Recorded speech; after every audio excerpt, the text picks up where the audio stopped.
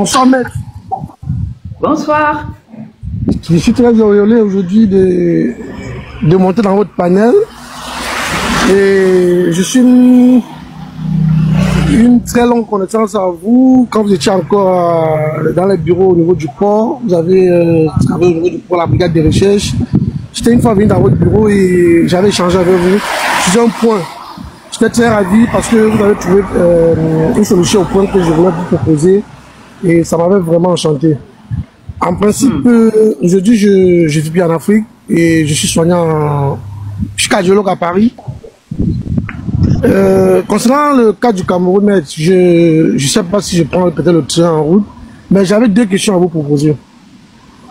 Oui. Concernant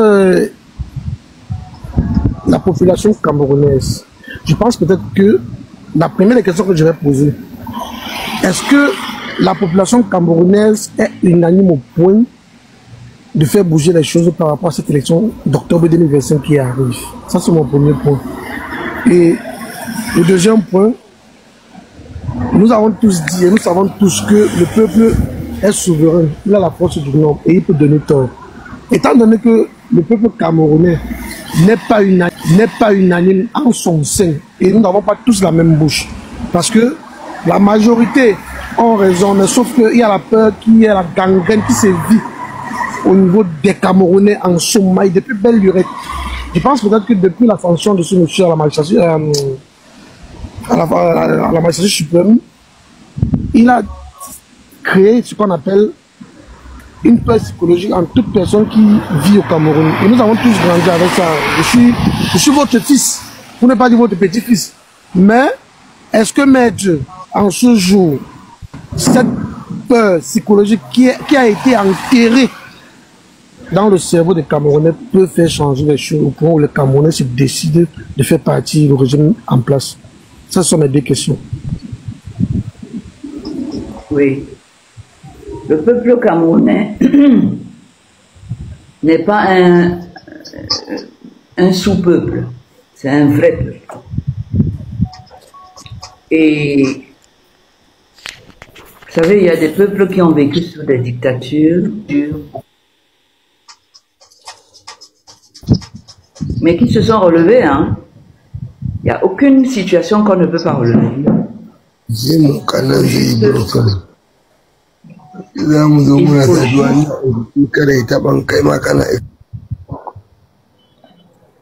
Il faut juste qu'il y ait des gens, parce qu'il y en a toujours des courageux, qui se dévouent pour expliquer aux autres. C'est pour ça qu'il y a des associations, des fondations, il y a des syndicats. On doit pouvoir se mettre d'accord sur un certain nombre de choses et dire non. Et préparer des actions, les penser pour exprimer ce non et choisir des personnes capables de nous sortir de là. Quand je dis personnes capables, ce n'est pas le diplôme seulement. Il faut la sagesse. Il faut des qualités humaines avérées qu'on peut retrouver même dans votre quartier. On peut dire que celui-là, il est chiche. Celui-là ne sait pas parler à ceci. On peut trouver cette personne sur laquelle des témoignages sur ce que nous allons considérer comme des valeurs fondamentales, cette personne doit les avoir. Discrètement, on regarde dans sa vie de tous les jours. Ce n'est pas la campagne électorale pour bavarder, dire des bêtises. Et quand on donne le pouvoir à une personne comme ça, qu'on lui donne une feuille de route bien élaborée, consensuelle, alors ce noyau-là peut faire des choses. Parce qu'il va se mettre en contact avec la grande population. Les messages vont passer. Comment est-ce que le régime de Biya a fait pour nous mettre dans la bêtise comme ça, nous traumatiser comme on est aujourd'hui, la peur en question? Comment il a fait? C'est organisé. Voilà. Maintenant, il y a toujours un poison et un contre-poison. On doit le chercher, le contre-poison. Et on doit le trouver, parce qu'il existe. Il y a des pays qui peuvent nous montrer qu'ils existent, qui ont fait ça avant nous. Il faut un leader, il faut de la volonté, après avoir eu cette prise de conscience que vous manifestez aujourd'hui et qui me fait plaisir. Vous êtes prêts? Alors, merci. Nous allons prendre Urbain Balamba. Oui, bonjour à tous, bonjour maître. Bonjour. Voilà, je me permets d'agir, d'interagir avec vous, déjà par rapport à ce que vous nous avez dit sur le SWAD. Donc la première question c'est, quelle force a le SWAD pour s'imposer au Cameroun? Parce que nous, de la diaspora, notre premier souci est qu'on a du mal à exister dans notre pays. On a beau aimer notre pays, on a beau venir au Cameroun, mais on a du mal à exister. On n'existe pas. Ça, c'est la première chose. La deuxième chose, c'est revenir sur une affaire qui nous a fait très mal, celle de Martinez Dogo. Où en est-on, s'il vous plaît? Je vous remercie. Oui, je commence par la dernière question. L'affaire Martinez Dogo, malheureusement, je ne suis pas constituée, donc je ne connais pas l'intérieur du dossier. Moi aussi, je suis à la télévision, que l'affaire piétine, qu'il y a des exceptions qui sont soulevées, mais c'est comme ça la justice. Il faut les vider, ces exceptions. C'est ça qui fait le procès. Et malheureusement, moi je travaille dans la justice depuis 56 ans aujourd'hui. Je vois que la justice n'a pas évolué dans le bon sens. Donc les décisions, je sais pas. La justice a des problèmes. Vous voyez, déjà, je vois le ministre d'État, là, le ministre de la Justice, garde des Sceaux, Laurent Esso, il dit qu'il n'a pas assez de magistrats. Or, il y a des promotions de magistrats qui attendent qu'on les mette au travail, à condition que le Conseil supérieur de la magistrature siège. Mais il paraît qu'il passe des années et des années et des années, plusieurs années, sans sortir ceux qui sont de la promotion qui leur permettrait de prendre le travail. Alors là-dessus, qu'est-ce que je peux faire? Le Conseil supérieur de la magistrature, c'est le président de la République. S'il est en panne, tout le reste est en panne. Et on ne peut pas compter sur la justice, parce que la justice a des problèmes, que le ministre n'a pas manqué d'ailleurs de soulever. Il faut d'abord les résoudre avant d'aller à autre chose. Et c'est tout comme ça, tout le temps. Les gens ont pris le pouvoir, tout le pouvoir, et maintenant quand il faut l'exercer, ils traînent les pieds. Ils sont plus là. Ça bloque le pays. Ça bloque terriblement la marche du pays. Parce que personne ne peut prendre la place du Conseil supérieur de la magistrature, et dans ce Conseil de la magistrature, personne ne peut prendre la place du président de ce Conseil, qui est aussi le président de la République. Voilà les problèmes auxquels on ne peut rien. Mais je pense que nous pouvons changer les choses. La diaspora, moi, je compte beaucoup sur vous. Et c'est avec la tête qu'on réfléchit. Pas avec la peur, avec la tête. Des gens déterminés qui veulent que le pays sorte de là et qui se réunissent, qui pensent pour les autres, en prenant en compte les autres, en prenant en compte les avis des autres, et qui pondent un travail qui peut servir, et on distribue les rôles, chacun on y va. Puisqu'on a été abandonné par le pays officiel.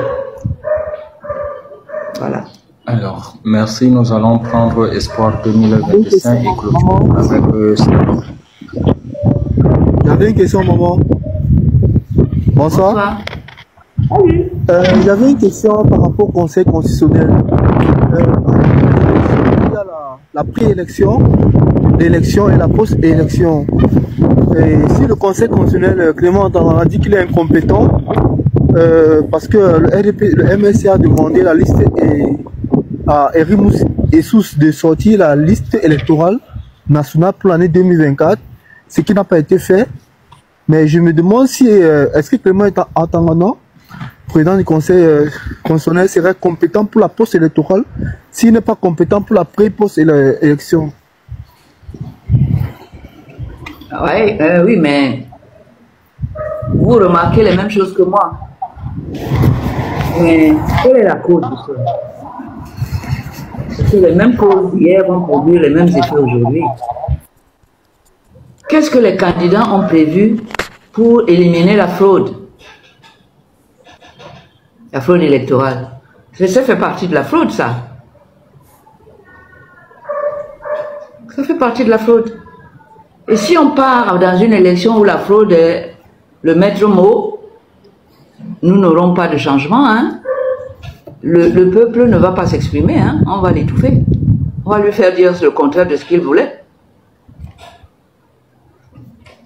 Donc, il faut y penser, les enfants. C'est maintenant. Qu'est-ce qu'on peut faire pour avoir une élection libre, transparente, claire, où notre volonté du peuple seul va s'exprimer? Si on sent qu'on est bien organisé comme ça, je vous assure qu'on va effrayer les fraudeurs. Ils seront obligés de revoir leur copie. Voilà. Mais il faut qu'ils libèrent d'abord le peuple, la volonté populaire. Qu'il faut qu'ils libèrent. Ils ne l'ont pas libéré jusqu'à maintenant. Parce qu'il y a les fraudes, la machine est là. Les personnes qui sont chargées de faire tourner la machine sont là. Et ils n'écoutent qu'une seule voix. C'est pas bon pour les autres candidats. C'est pas bon pour la démocratie. Ce n'est pas bon pour les votants. Parce qu'on va nous faire dire le contraire de ce qu'on a voté, de ce qu'on a exprimé comme volonté. Il faut réfléchir à ça et trouver des solutions. On n'a pas le choix. Alors, nous allons clôturer avec Sabio Ino. Oui. Ah, bonsoir, maître. Bonsoir. Merci. Maître, j'appelle votre nom maître tous les jours parce que je vous ai dit, je préfère vous appeler à votre titre, vos grades, que de vous appeler à titre de maman. Pourquoi? Je sais, dire ou pas, vous êtes notre mère et vous êtes la mère de l'Afrique. Ce n'est même pas la mère du Cameroun, du Camerounais seulement. Mais vous êtes la mère de l'Afrique. Là, tout le monde le sait. Mais quand je vous appelle maître, au fond du cœur, je me sens un peu bien, je me sens un peu joyeux là. Voilà pourquoi je préfère vous appeler maître. Même en face, je vais toujours vous dire maître. Bon, pour commencer, je reviens pour vous dire, la question que vous avez posée, c'est une question que je me pose tous les jours et je reste dessus. Parce que jusqu'à aujourd'hui, on n'a pas trouvé à solutionner cette question. Qu'est-ce que les candidats ont fait pour éliminer, n'est-ce pas, la fraude électorale? Ça, c'est ce que les Camerounais vont essayer de travailler dessus. Et je dis tous les jours, dès moment que les candidats, parce que les Camerounais sont déjà éveillés maintenant, mais dès moment que les candidats ne peuvent pas financer, parce qu'il faut qu'ils arrêtent même de financer les 1000 francs, 2000 qu'ils donnent aux électeurs dehors. Ça, c'est une mauvaise politique. Il faut qu'ils essaient d'investir dans les bureaux de vote.